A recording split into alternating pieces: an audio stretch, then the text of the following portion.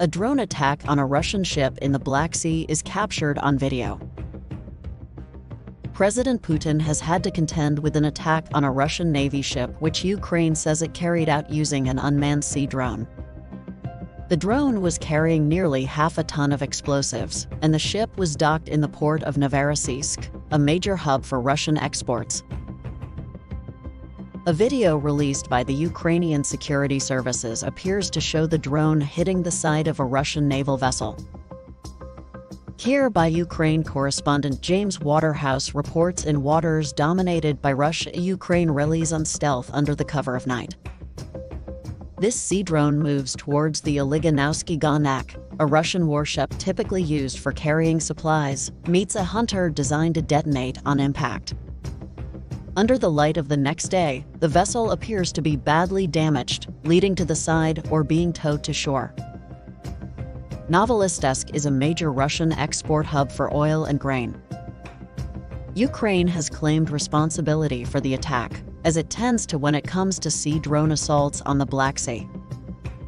As with the recent damage to the Kerch Bridge connecting occupied Crimea to mainland Russia, it's also been a fortnight where Ukrainian ports have been pummeled by Russian missiles. Ukraine hopes attacks like these will make Russia think twice about flexing its muscles on the Black Sea. It's clearly trying to hit back where it can in the face of relentless missile attacks. Kiev's allies have long been worried about this war spilling over, so what do they make of these attacks further afield? According to one presidential advisor, Ukraine's need to take the fight to Russia outweighs any other concern. But you wouldn't know sure. It is clear that it is impossible to win the war if you are not actively attacking. You can't just watch it happen. We are at war. Our partners have already realized it is not just a small conflict. War is war.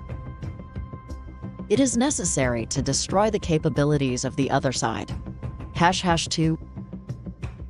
What Kiev doesn't admit to are the increasing number of drone strikes closer to Moscow. It claims to draw a line on what it targets, saying occupied territories like Crimea and threats in the Black Sea are fair game. Regardless, this war's footprint seems to be getting bigger, and whether you are Ukraine or Russia, in this war, your actions have a political and military dimension. So if you look at what's happening in Navarroseask, if Ukraine continues to successfully mount such attacks, then they could well frustrate supply lines. They could force Russia's Black Sea naval fleet to make maneuvers it wasn't planning to. It might make it think twice about launching relentless missiles across Ukraine, and if that happens, then political pressure can be applied on Moscow as it continues to try and justify what it's doing. And there's another dimension we need to think about tomorrow. In Saudi Arabia, there is a peace summit involving more than 40 countries without Russia, where they will try to agree on the principles of a future peace deal. Now Ukraine and Russia have both said that they are still a long way off from sitting across from the negotiating table.